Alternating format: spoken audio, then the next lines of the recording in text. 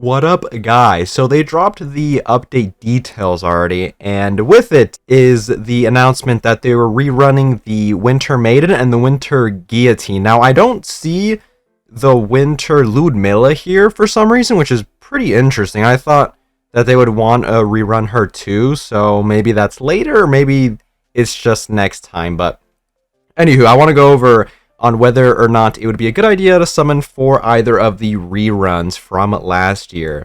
I won't go over the update details, I'll just save that for the event update video that I make like usual, so there we go. Oh, if anything, spoiler alert, Brady's gonna get a new skin, so...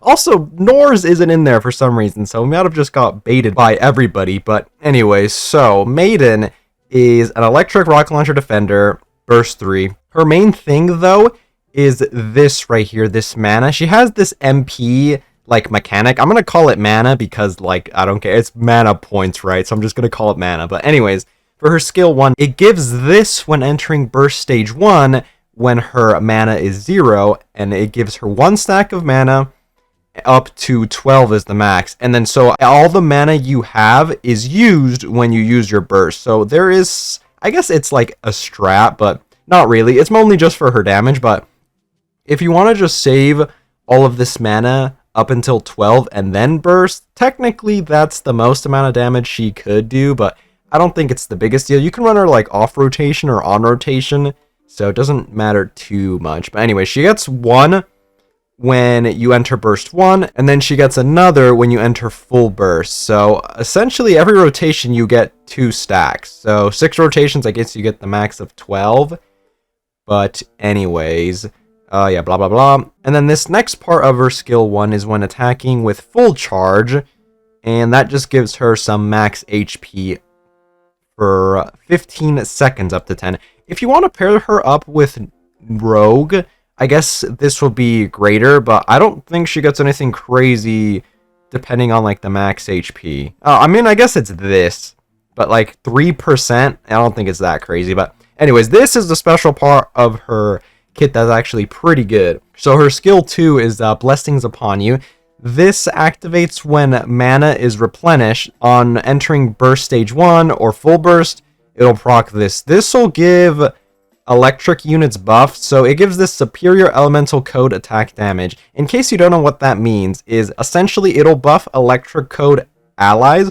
So your electric units, for example, your Cindy when you're running that team, or I guess you can run Ada as well. She'll give true damage, but anyways, those units will get this attack buff if they have type advantage against the boss. So unlike Summer Anise, to get the most value out of this, you're going to want to have type advantage against the enemy. So for example, against solo raid bosses that are water and you have type advantage with electric, that's when she'll get the most value. So I mean, she is a bit niche in that sense. I think Summer Anise serves a more versatile role buffing electric units, regardless of whether, you know, the boss is water and your electric units have type advantage, but that's besides the point. It gives this, and it gives this attack buff up. And then, so when you actually burst, it gives herself that buff up, and a little bit of buff depending on the max HP. But this will only proc if you actually burst with her, so I mean, if she's off rotation, then this doesn't matter. But let's see, and then the next part of her skill 2 is when you full charge, just some more damage. And then here is the burst. It's just a big blast. I believe this is just like Amelia's, right? Let's see. Just some damage. Maybe it's not like Amelia. I don't think it's a big charge. Maybe it's just like a final attack thingy. That's what it looks like. But anyways, yeah.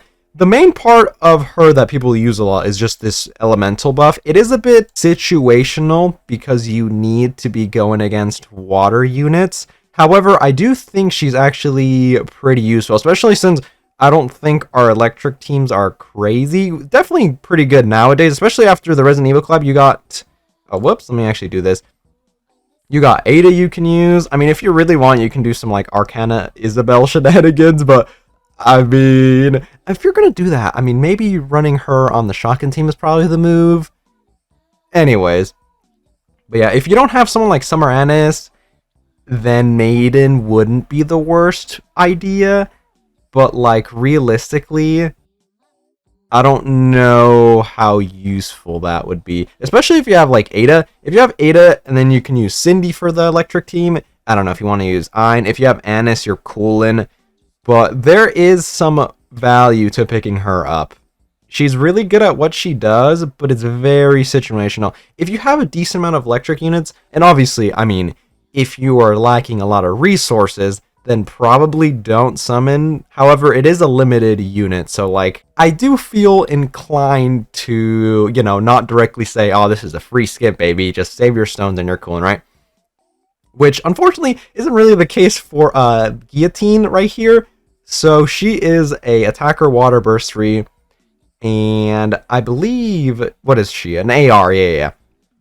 So let's quickly go over her skills. I'm not gonna lie, it has been a while since I've used any of these units. I don't think I've like used this Guillotine almost at all. I think I only pulled her just for collective purposes, but whatever. Let me quickly go over her skills again, just so that I can refresh my mind. Let's see. So her first skill, Hero's Fate. She has, one of these stacking mechanics, so it's XP. Let's see. Reaches a maximum of level 11, and that gives her a reload buff. It recovers some health, so some healing. And then when you level up, it gives your water allies, what is this? Just some damage? Oh, based off of the hero's level. And then just gives herself attack damage. So she's kind of got the same thing with Maiden, but I feel like this is a bit worse because it procs every time she levels, and it's also based off of Guillotine's level, which is a max of 11. But then again, like, I mean, I don't know. I don't think the percentage is that worth. Like, what was the percentage for this? 31, no, 40. Yeah, you get 40 here, and then you get this attack buff right here, whereas you would just get this. I do think Guillotine's worse. As you will see shortly, I am not as confident to be like, I mean, Guillotine has some uses. But anyways, her skill 2, let's see, after landing 6 normal attacks without hitting the core, she gets this XP, and it's this attack up. So it's when you're landing 6 normal hits without hitting the core, it'll give you this. And then, so if you're hitting the core, it makes you stack faster, essentially. And then, let's see. Yeah, she just gives herself type advantage buff when she is stacking. Not too crazy. Let's see. And then her burst skill, Extermination, Water Code allies, attack up. Okay, so this is a bit better, though, because it specifies both instead of either or. Well, I guess this would be better. If you're going to pick one, I would pick, you know, all water code allies instead of superior elemental code, because then, you know, you could take advantage of that anywhere rather than only when you have type advantage. But after this little buff, all she really does is just this final attack big damage blast, which, oh, I mean, it's more like a dot. It's 20% multiplied by the hero level, and then it just hits it for 10 seconds. Yeah, I mean, whatever. Anyways, moral of the story, she's not as good as Maiden. If you do want to pull her, maybe because you don't have that good of water units for bossing. Realistically, the only real hitters we got are, I mean, the Summer Dorothy, which was limited and already passed. So, you know, that is quite unfortunate.